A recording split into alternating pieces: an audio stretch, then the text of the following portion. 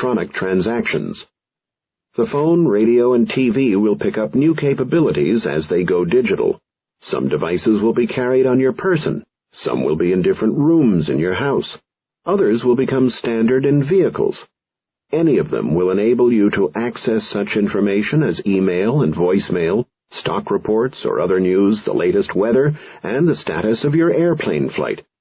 These devices will connect through wires or through wireless technologies such as infrared and radio frequencies. Though the devices will function independently, they will synchronize data among themselves automatically. These devices will become part of the fabric of daily activities. When you leave the office for the day, your personal digital companion will download your email, which might include a grocery list from your spouse. At the store, you can download a new recipe from a kiosk, which adds to your grocery list all the items you would need to use the recipe. Your digital companion is smart enough to update all the devices that need to know your home or work schedule, but updates only the kitchen device with the recipe. From a computer tablet in the kitchen or den, you check the house's status. The furnace icon may be blinking because the filter needs to be changed. A video of the front door area shows who stopped by while no one was home. Digital security cameras connected to a network are becoming cheaper and will be common to reduce theft. Some daycare centers and schools are providing password-protected access to cameras to enable parents to check on their kids while they're at school. While dinner is cooking, you go to a private website for your extended family and find out that everyone has been in the chat room discussing what activities to do at an upcoming family reunion. They used electronic polling to settle on any of half a dozen possible events, and they've asked you to go ahead and schedule as many of them as you can. A software agent, which knows you have already booked travel to the location, suggests several nearby activities, including rafting, which was on your family's list. The agent also alerts you to a new lower airfare to your destination. You digitally book the rafting and the lower fares. When you're ready to watch TV, you might scroll through the electronic programming guide on screen or use another software agent to see what's on. You've told the agent your viewing preferences, and it's tracked your actual viewing patterns, so it recommends several shows among the many hundreds available on digital TV. You choose to see a rodeo. While watching, you use the interactive menu to enter a contest and to judge the bull riding events. Viewer scores will count for half the final results. A commercial comes on advertising a minivan. Most viewers see an ad for pickup trucks, but demographic data that you voluntarily provided through your TV indicates that you're a better candidate for a family hauling vehicle. Using the interactive TV's menu, you also discover that there's a rodeo in the town where you're having the reunion. Your family wanted at least one more unusual outdoor activity, so you booked the rodeo, too. The activity is automatically added to the reunion schedule, which you now email to the rest of the family. Development of intelligent interactive TV will come as television moves from analog transmission, where video and audio are carried using signal strength, to digital transmission, where video and audio are carried as digital bits. Digital transmission is less subject to distortion, is easier to correct for errors, and provides for higher quality video and sound.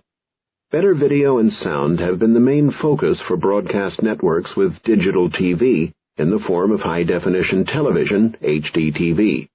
As of late 1998, 41 U.S. stations had begun digital broadcasting for HDTV. Digital TV can do a lot more than improve broadcast quality, though. Satellite and cable companies are already using digital TV to deliver more channels. Over time, the biggest impact of digital TV will be the ability to integrate other digital data, providing interactivity, smart agents, targeted advertising and sales offers, and access to the web. Broadcasters will provide enhanced content, such as links to relevant websites or entirely new web content that complements the broadcast, or download music or software for a fee to a user's digital video disc, DVD. Many of the new features require a two-way link, which is easy for new cable TV systems. Older cable systems have to be upgraded. satellite and over-the-air TV will use phone lines or wireless communication synchronized with their broadcast to achieve interactivity. New technology will simplify the TV interface. Trying to record one or more programs at certain times and days remains frustratingly complex with analog systems. Recording a show on one channel while you watch a different show on another may require you to swap the cables among your TV, video, and set-top box. In the future, taping a show will be as simple as telling the TV the name of the show and the episode. Using speech to interact with the TV, PC, or other personal companions will be common within 10 years. The technology will combine speech recognition and natural language understanding so that the computer can determine your intent. Speech synthesis will improve dramatically from the robot-sounding voices you hear today. Your TV and PC will include a camera so they can recognize gestures and facial expressions. They'll be able to tell whether you're talking to the device or someone else or another device and determine your emotional reaction. If you appear confused, the TV or PC will offer interactive help on the current topic or issue. It will also adapt to your behavior, whether that has to do with the programming you like on your TV or the typical pattern of activities on your PC. Computers that see, listen, and learn will extend digital technology into many new areas where the keyboard or mouse interface makes interaction impractical.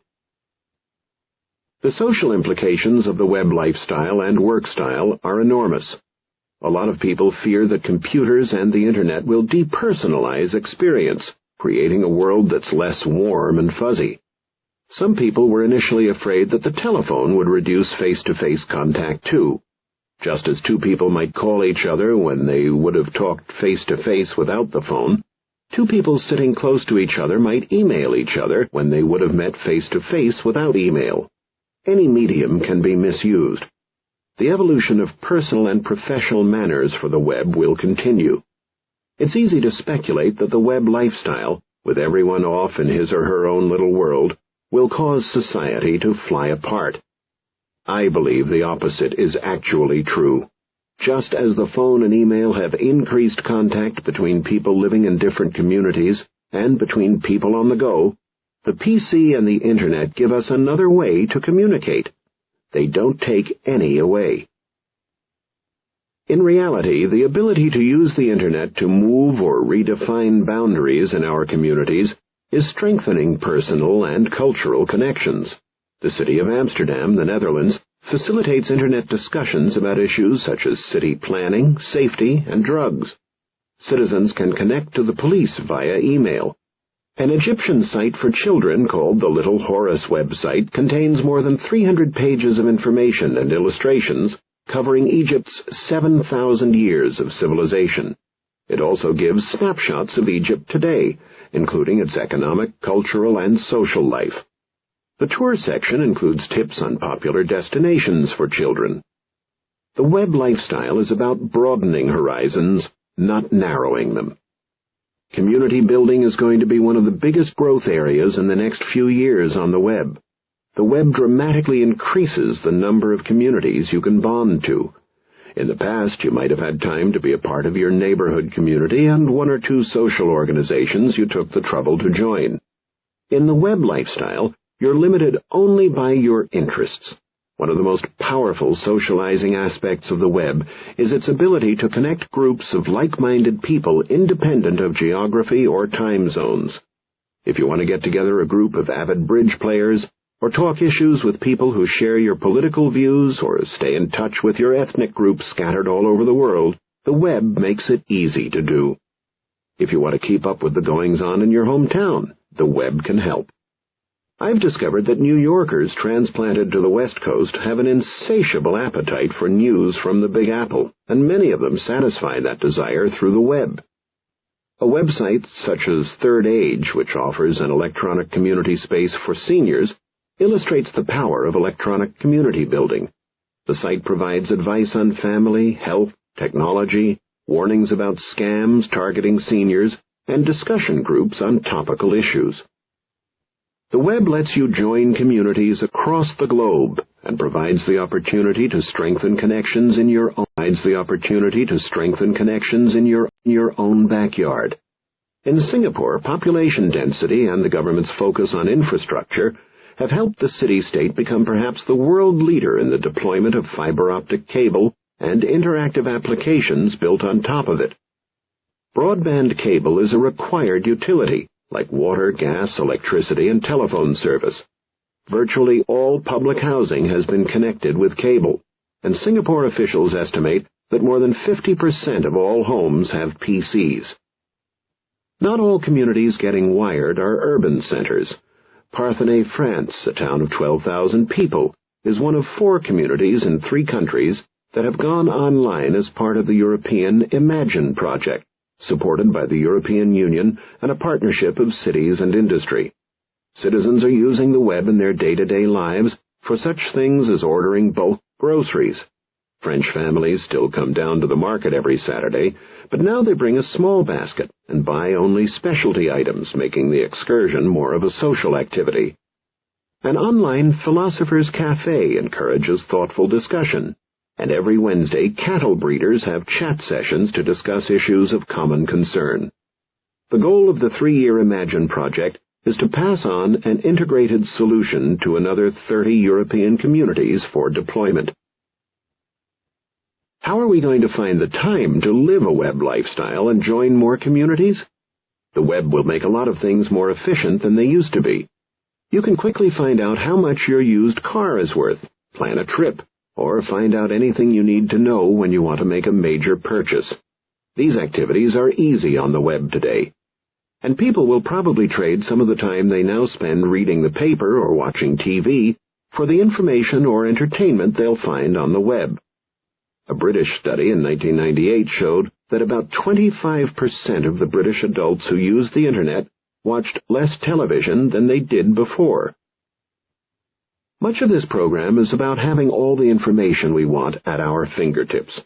Most people want to find the best price for a product or to be up to date on the important issues affecting their local or national communities.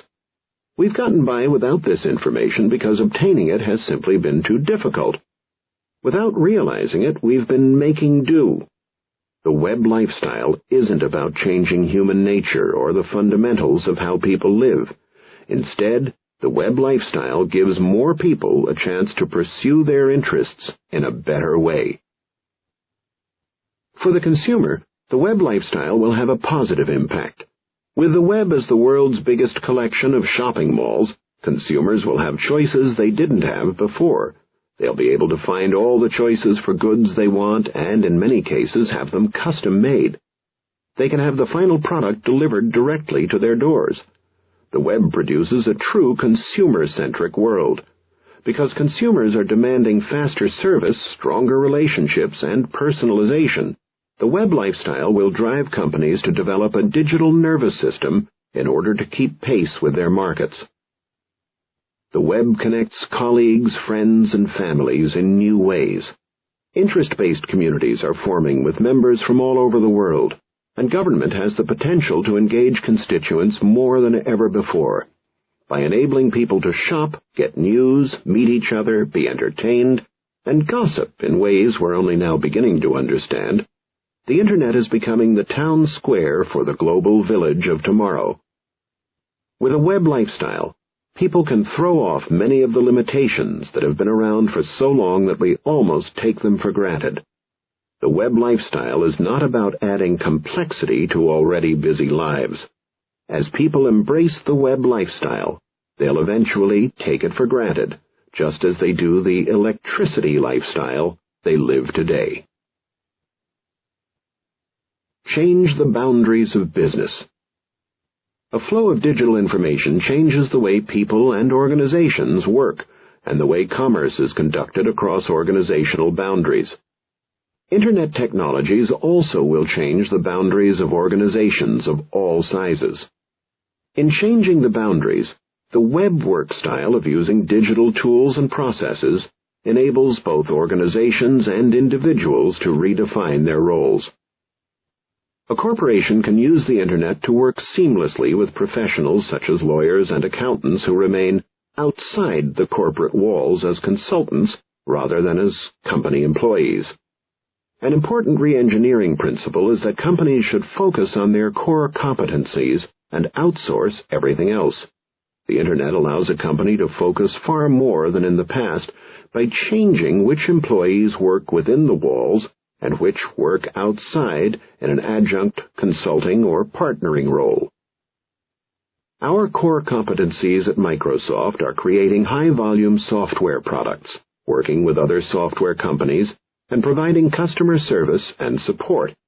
We outsource a number of functions that don't fall into these categories, from help desk technical support for our employees to the physical production of our software packages. The web work style makes it possible to deal better with unpredictable demand. Because you have an intense need for a skill and then you don't, for some areas you want flexible staffing to deal with peaks and valleys. The Internet means that more companies can take a studio approach to running major parts of their businesses. Big Hollywood studios have full-time employees to handle finance, marketing, and distribution, and other ongoing projects. But the creative side of the business, the full-time movie-making staff, isn't very big at all. When a movie concept is agreed upon, a director assembles a large group of people to create the film. When they're done, they disband. Everyone, from the director to the actors to the cinematographer to the key grip, goes on to other projects. Web technology makes it possible for many different kinds of projects to be structured as studio-type work.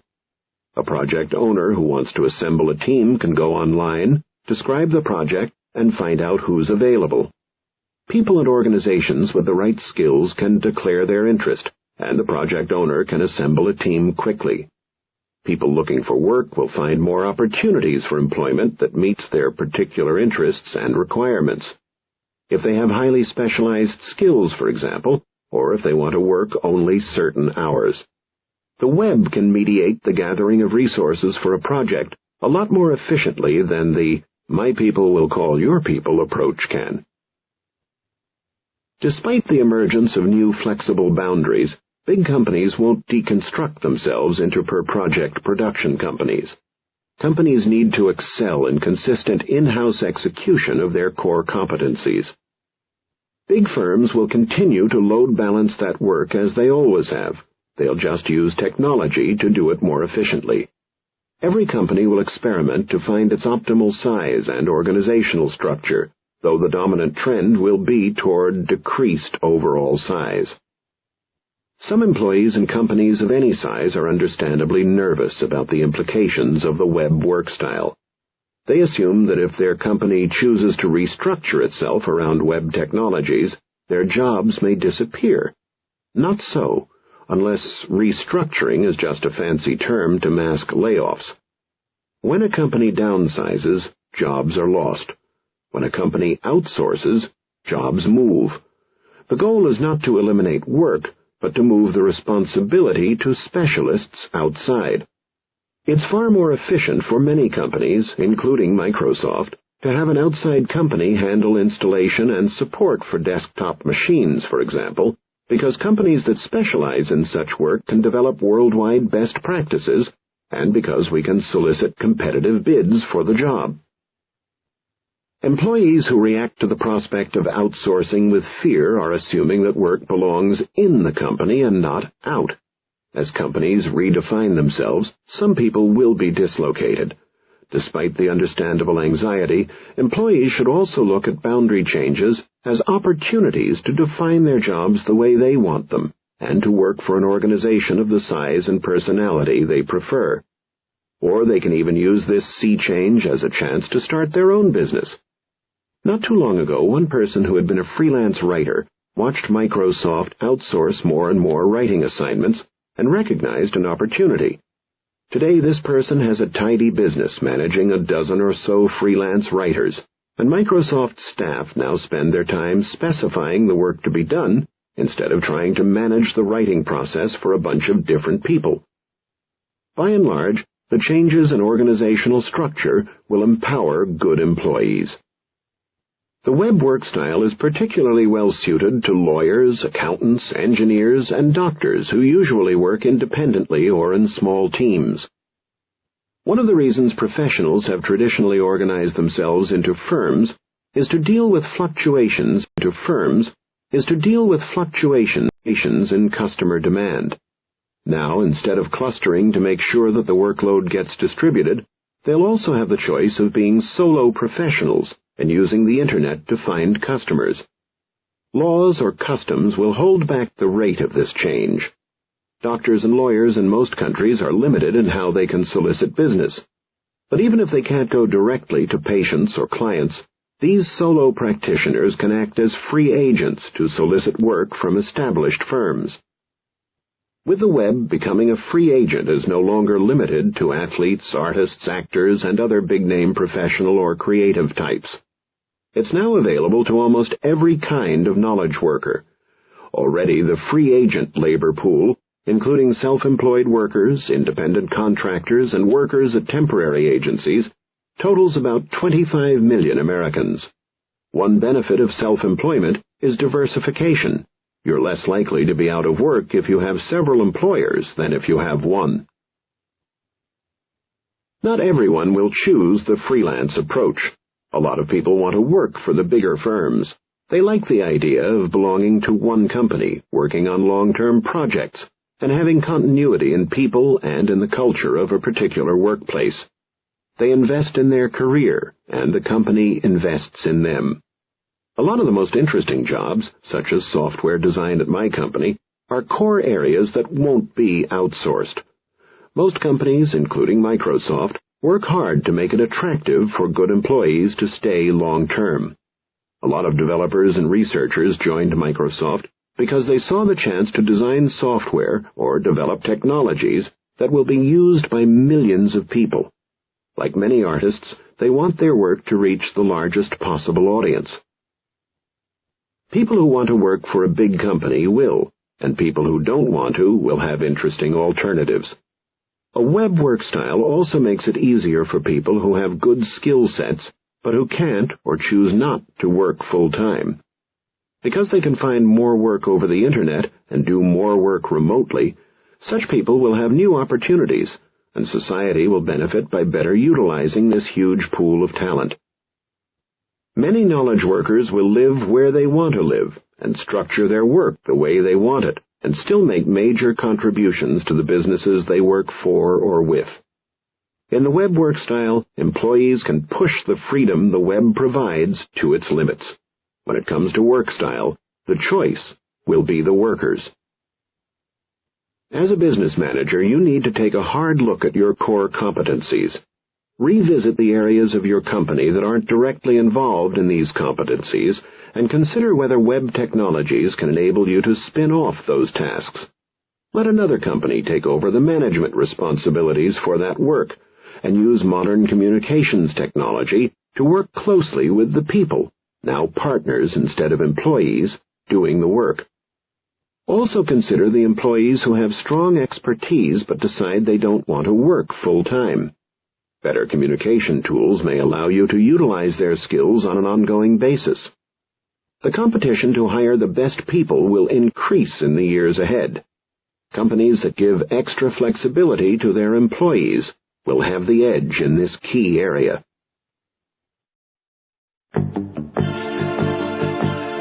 Part 3. Manage knowledge to improve strategic thought. Bad news can be really disheartening. When you get news of a product failure, there's a real temptation to think, oh, that's as much as I want to know about that. I think I'll go home now. I think I'll work on something else. When you lose a customer, it can be tempting to tell each other, that customer's not very sharp. They just made the wrong decision. Meetings in which colleagues try to explain away a product failure or a lost customer are the worst. But they are preferable to the meeting that isn't called, to the silence and inactivity when nobody tells you something negative is going on. If a competitor introduces a superior product, or if you lose a customer, resist the temptation to put it out of mind. Ignoring bad news is a formula for decline. Only the Paranoid Survive is Intel Chairman Andrew Grove's book about the need for a business to stay alert to change at what he calls major inflection points in the market. In the book, Andy talks about how important it is for a company's middle managers, often the first to realize that what worked before doesn't quite work anymore, to confront senior management with bad news. Otherwise, he says, senior management in a company is sometimes late to realize that the world is changing on them, and the leader is often the last of all to know.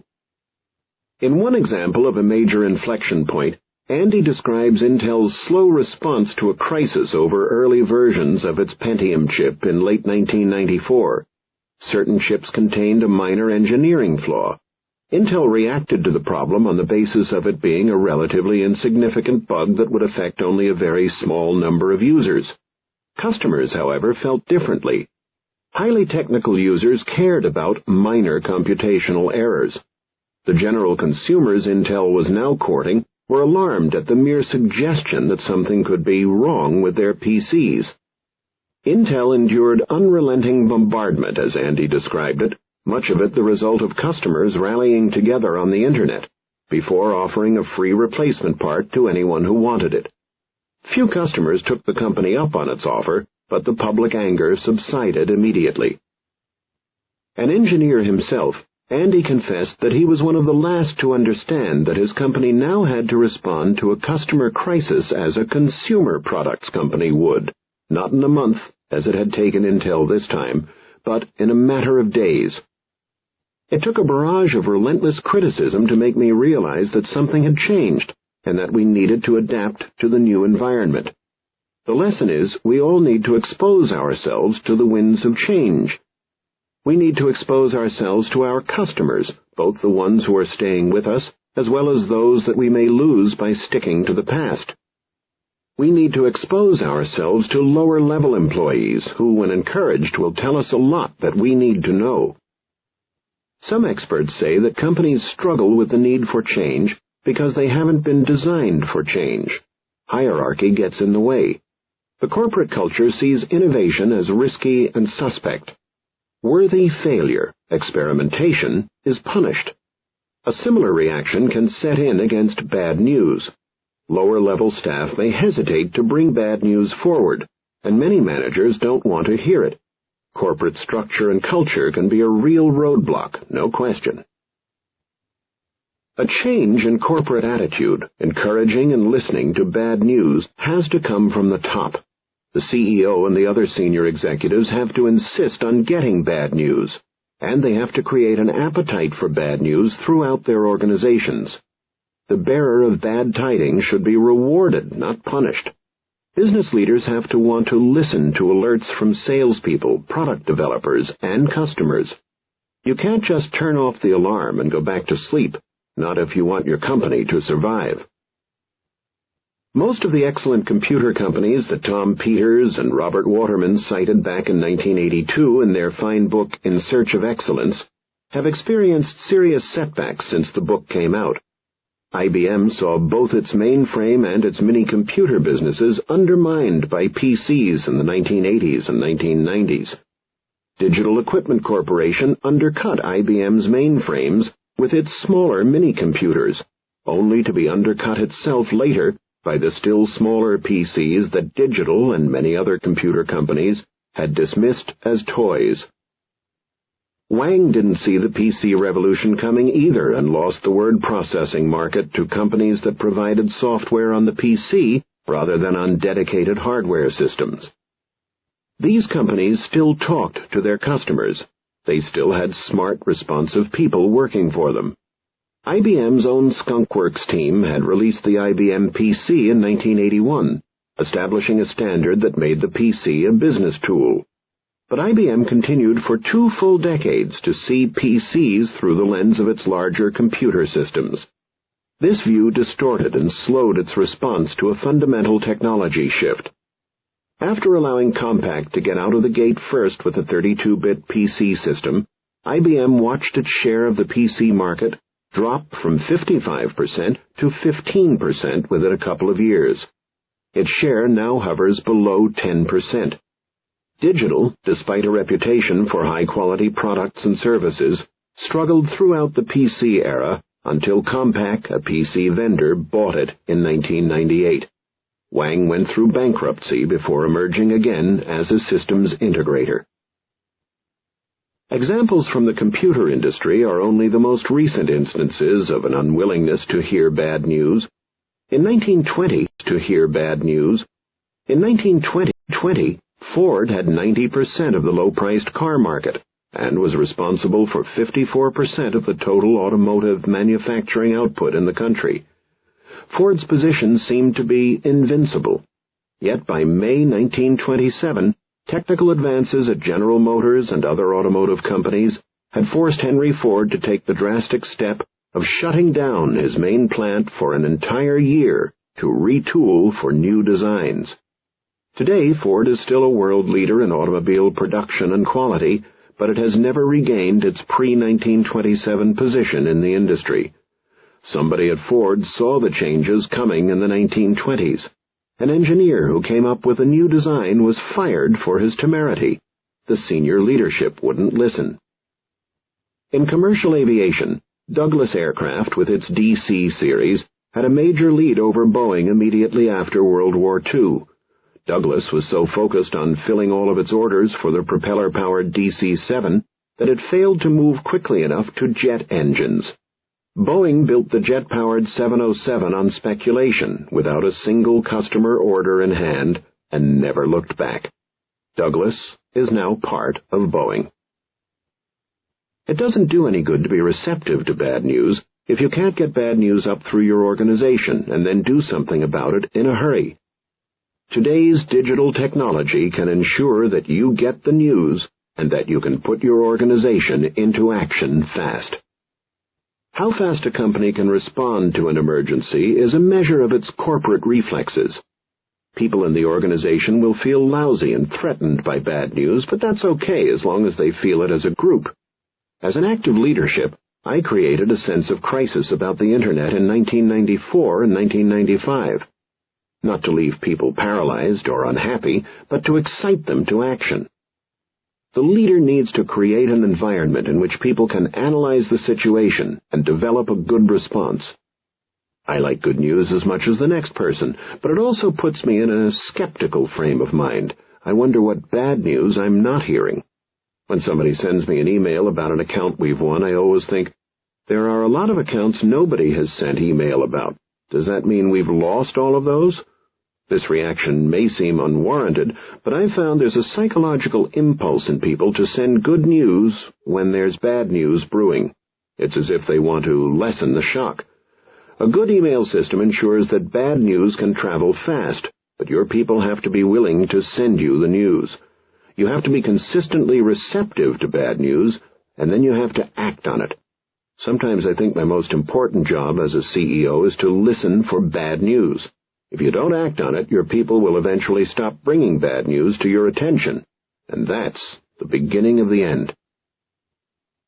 In 3 years, every product my company makes will be obsolete. The only question is whether we'll make them obsolete or somebody else will. In the next 10 years, if Microsoft remains a leader, we'll have had to weather at least 3 major crises. That's why we've always got to do better. Ask anybody who's ever worked at Microsoft, and they'll tell you that if there's one cultural quality we have, it's that we always see ourselves as an underdog.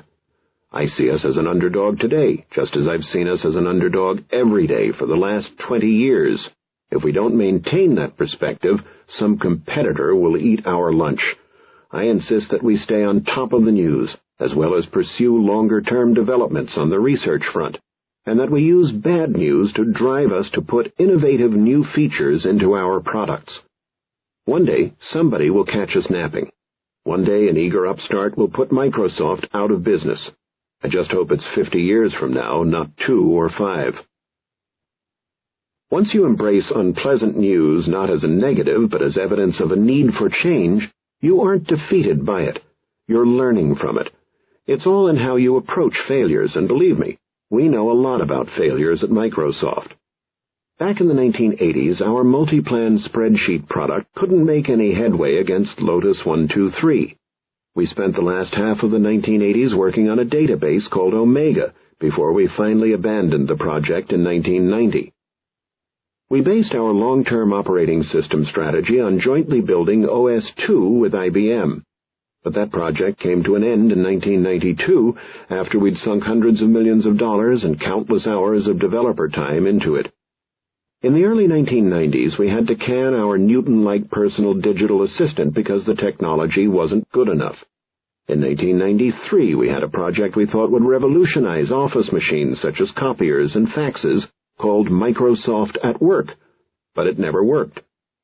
In the mid-1990s, our TV-style Internet shows on MSN were a flop. The weight of all of our failures could make me too depressed to come into work. Instead, I'm excited about the challenges and by how we can use today's bad news to help solve tomorrow's problems. What we learned in our multi-plan spreadsheet effort helped us develop Microsoft Excel, the most advanced graphical spreadsheet when it came to market in 1985, and it still leads the competition. A lot of what we learned from the Omega database project paid off several years later, when we shipped Microsoft Access, which became the most popular desktop database. That modern, built-from-scratch, world-class operating system, initially intended to be OS/2 version 3.0, became Windows NT instead. Our early experiences with small devices and Office form factors helped us understand the technical requirements for a growing market we now serve with our Windows CE operating system.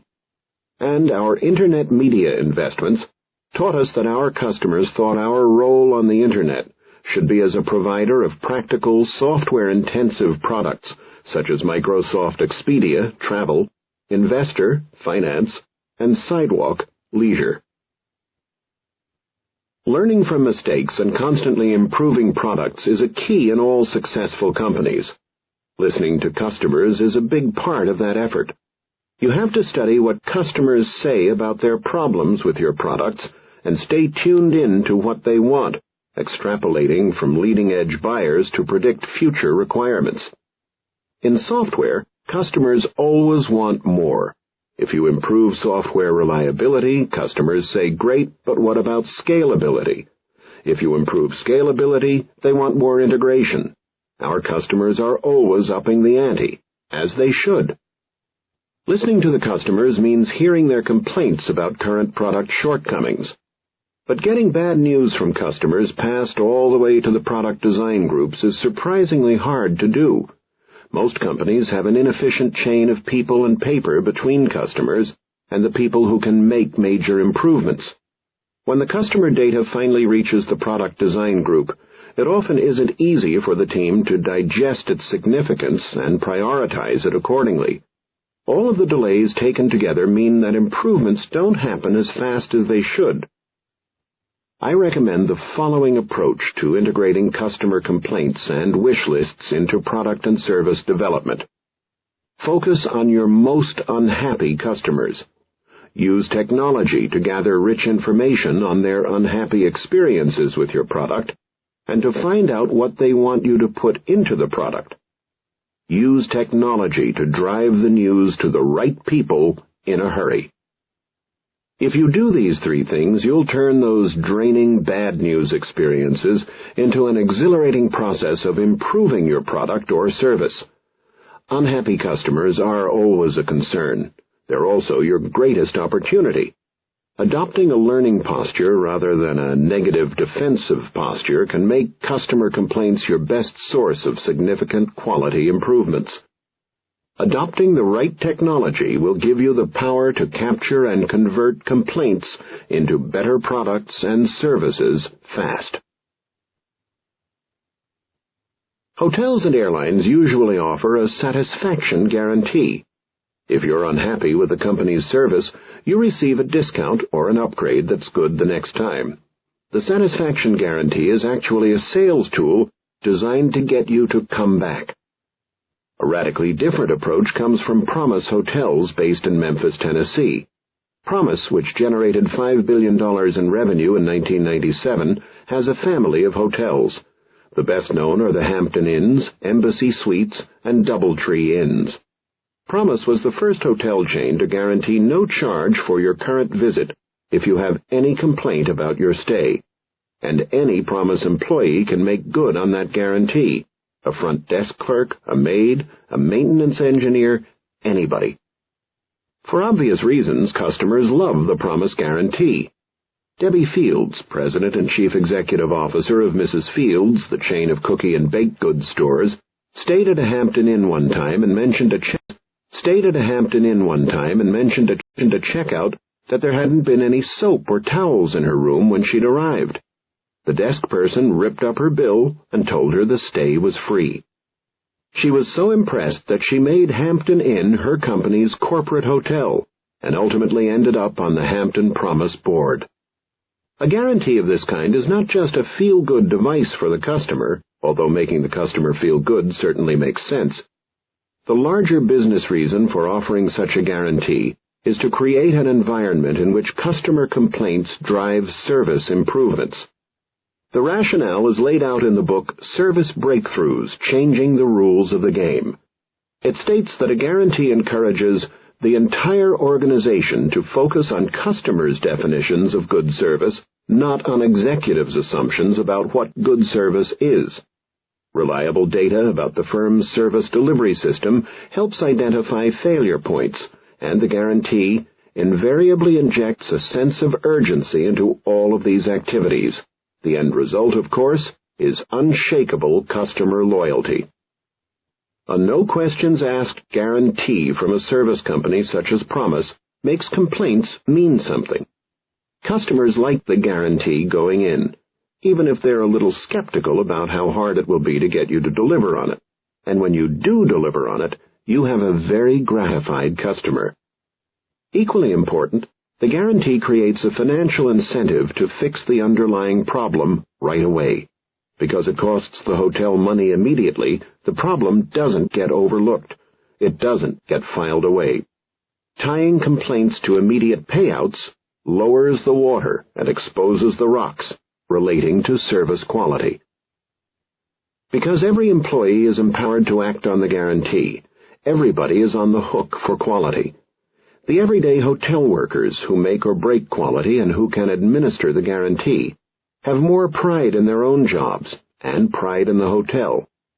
Peer pressure comes into play within the different groups to hold up their end. And if you're going to give all hotel employees the power to make a customer's stay free, a lot of power for service personnel, then you'd better train them all to do a good job.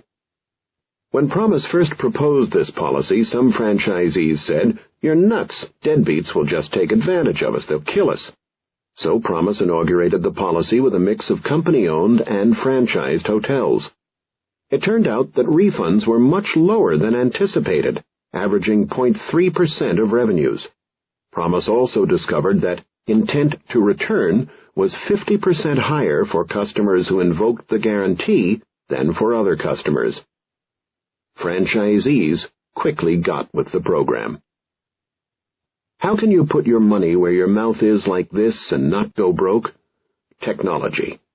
Promise uses information technology to track unhappy customer experiences and convert them into continuous service improvements, and to prevent too many exercises of its guarantee. Complaints are tracked centrally on the chain's corporate database, so Promise management can see where the complaints are coming from. Promise can quickly identify any hotels experiencing the same repeated complaint, say unfriendly desk clerks or dirty rooms, so the company can work with hotel managers to fix the weak point. The same technology gives Promise a way to track any customers who might be tempted to take advantage of the chain's generosity. The company can quickly identify anybody who goes from hotel to hotel, claiming poor service and getting free rooms. When such a pattern develops, Promise immediately sends a nice letter to the customer lamenting the fact that the hotel chain can't meet his quality standards and inviting him to stay in a competitor's facility. The central customer database also enables Promise to track the paths of the chain's favorite customers, the regular guests. If you're a business person who stays at 4 or 5 Promise properties on a regular basis, and you suddenly stop going to any of them, you'll receive a special promotion to entice you back. The customer database of about 30 million records, which is updated every night, helps Promise personalize a stay. Everybody, the hotel, the travel agent, and central reservations, can see the individual customer's preferences. When you arrive at a Promise hotel, the receptionist knows that you prefer a non-smoking room or a double instead of a king-sized bed, or that your allergies require you to have special pillows. Promise designed and is implementing an end-to-end infrastructure for information flow. This infrastructure has enabled the hotel chain to use its information not just to handle reservations or support guarantees, but to extend the use to operational and revenue management systems that enable hotel employees and managers to make better decisions and improve hotel operations. Because of the comprehensive way in which they assist franchisees in their day-to-day business operations, Promise calls the management systems a hotel manager in a box. Training costs for a front desk person, a position with 100% annual turnover, has gone from $11,000 per employee to $3,000. Instead of spending 2 weeks in formal classroom training in Memphis, new front desk employees now spend only 2 to 3 hours in training at their hotel properties, moving Promise closer to its goal of day one performance. Employees in every hotel have a single way to do all of their many tasks, from conference room scheduling to accounting to check-in. The checkout process has been reduced from 20 screens to 3.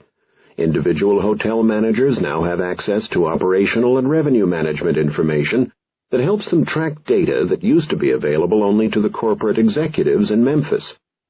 A franchisee who owns 10 Embassy Suites, for example, can log on to a PC every morning and see how every one of his hotels did the night before, how they stand against plan, and which came in under plan. If the numbers for one of the hotels don't look good, the franchisee can fire off an email to his hotel managers to get everybody involved in devising plans for boosting occupancies or revenues. The operational folks at Promise can see the same information and get in on the collaboration, too, offering assistance to properties that are lagging. As business needs change, the PC architecture will enable new applications to be developed at modest incremental cost, further integrating the information and activities in Promise's corporate offices and franchises. Most retail product companies take a different approach to guarantees than service companies with their perishable inventory of only so many rooms or seats for a given date. Microsoft offers the common 30-day money-back product guarantee to our customers.